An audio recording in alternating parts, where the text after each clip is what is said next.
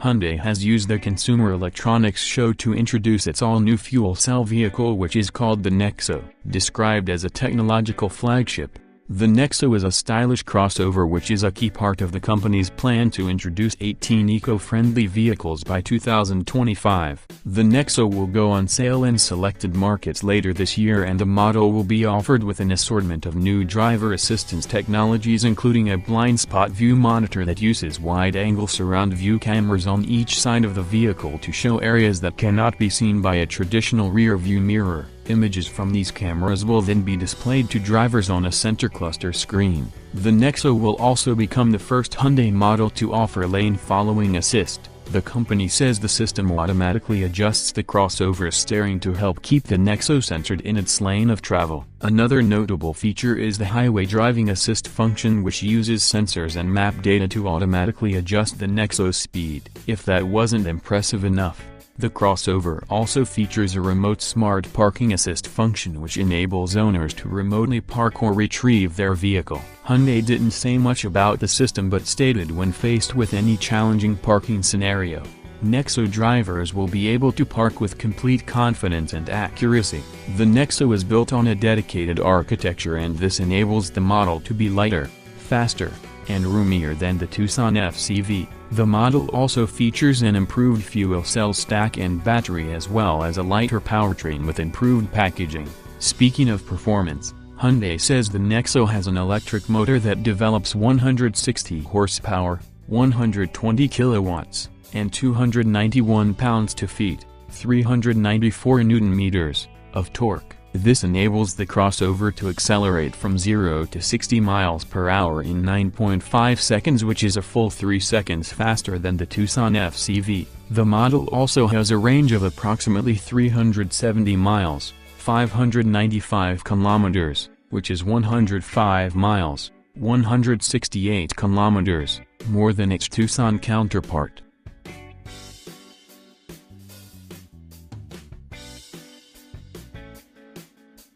Mercedes-Benz has announced a special version of the slick GLS SUV that is called the GLS Grand Edition. The model is highlighted by a special luxurious interior that can't be had on any other GLS model. That interior has a dashboard in Nappa leather and unique wood trim on the inside. The most notable aspect of the interior will be the two-tone seats inside. The leather seats are covered in porcelain and espresso brown leather, and that color combination is only offered in this model. The interior also has diamond quilting, seams in mid-brown and special Budapest design piping. The package also includes open pore trim radiant lime with light stripes, and ambience light and velour floor mats in espresso brown trim. Mercedes has priced the interior package at €5,950. The interior isn't all that is special about the vehicle, though. It also gets 10-spoke alloy wheels that are painted black and special badges on the sides of the wings. That exterior package rings in at €2,300. Buyers can get the Grand Edition package on 3 different GLS modes,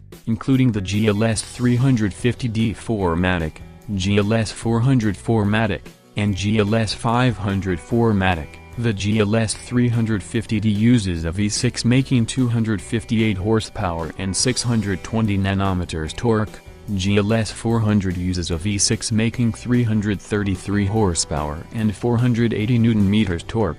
The GLS 500 uses a V8 making 455 horsepower and 700 Nm torque. Any of those versions can be fitted with the Grand Edition packages. There is no word on whether the Grand Edition will be offered in the US at this time. Last month we got to get behind the wheel of the Mercedes-AMG GT range, including the GTR version.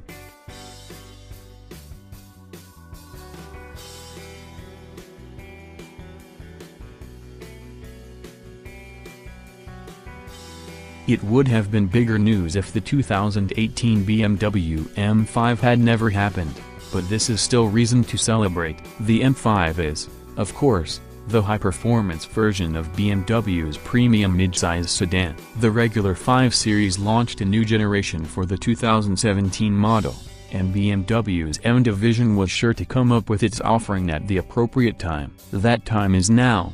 The place is the Frankfurt Auto Show. At the heart of the all-new M5 beats a twin-turbocharged 4.4-liter V8 generating 600 horsepower and 553 pounds-feet of torque. That's a wonderful amount of power, but not completely unexpected. The more surprising aspect is that BMW's xDrive all-wheel drive system has been modified and optimized by the M crowd to be applied to a sports sedan, resulting in the standard issue xDrive. Up till now, M5 cars have been rear-wheel drive. However, BMW has included a rear-drive mode for the more traditional sporty feel. And like other M cars, the suspension for this model has been developed on the famed Nürburgring racetrack, but it won't be all firm and unforgiving, as there are adaptive dampers with a comfort mode. Fervent BMW fans often refer to their favorite cars by the factory code. The new M5 is the F90, and it's the quickest, most powerful M5 ever. It will sprint from a standstill to 60 miles per hour in 3.2 seconds and, with the optional M driver's package installed, can reach 189 miles per hour.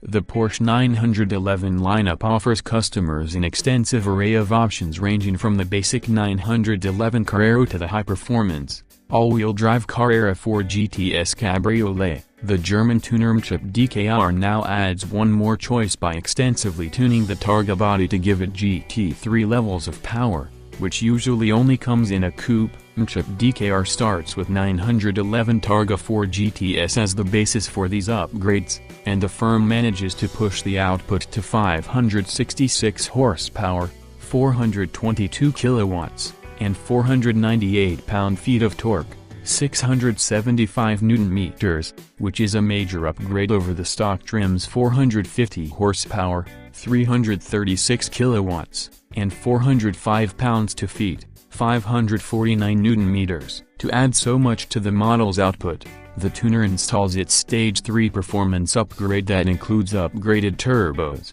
new downpipes, a performance chip, and Capristo exhaust with sports catalysts. Performance also gets a boost from a set of height-adjustable KW coilovers and some Porsche ceramic composite brakes. GT3 RS wheels, which are 20-inch diameter in front and 21 inches in the rear, make sure the extra power can get to the road and make this Targa look more like a genuine Porsche product. On the outside, this custom Targa features a body that looks straight off a GT3 RS. Because some of it is, Mchip DKR uses actual Porsche parts to add the appropriate bumpers, fenders, and trim. The exhaust outlets also come Porsche's track-focused coupe. The result of these tweaks make for a fantastic-looking Targa, and something that the German automaker could easily sell in showrooms. Inside, Mchip DKR goes gloriously retro by covering the center of the seats and door panels in a special houndstooth check pattern called Pepita, which references the upholstery available on some classic Porsches. The old-school touch doesn't match the ultra-modern exterior, but having a stylish cabin is a great attribute for an open-roof vehicle.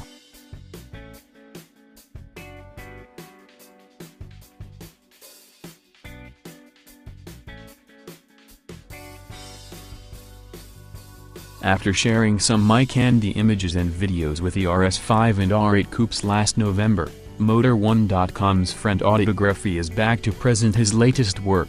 This time around, the subject of the photo session was the brand new A8 flagship illustrated in lovely scenery from Poland's capital Warsaw as well as from Zakopane, a southern town next to the border with Slovakia. We get to see in detail the standard wheelbase A8 in the 50 TDI Quattro specification, replacing the familiar 3.0 TDI version of the previous generation. It's part of the updated nomenclature introduced with the A8's launch to reflect the amount of power delivered by the engine. In this particular case, the 6-cylinder mill falls into the 50 category for cars with outputs varying between 281 and 308 horsepower, 210 to 230 kilowatts. It's worth mentioning that although global, this new controversial naming scheme won't be coming to the United States, where the company's lineup is significantly simpler. As such, There's no need to roll out a revised nomenclature to better separate one version from another since Audi's US models are offered in very few guises. That makes sense considering diesels are pretty much history in North America where G-Tron models are unlikely to arrive.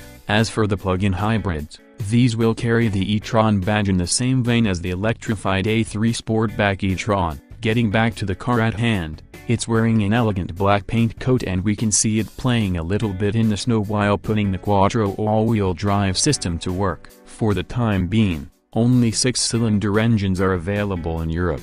This diesel and a 3.0-liter TFSI V6 and the A855 TFSI Quattro, but 8-cylinder gasoline and diesel units are going to be launched in the coming months. The lineup will be topped once again by the mighty W12 shared with the Bentley Bentayga and the new Continental GT, and we know for a fact Audi is readying a plug-in hybrid version as well.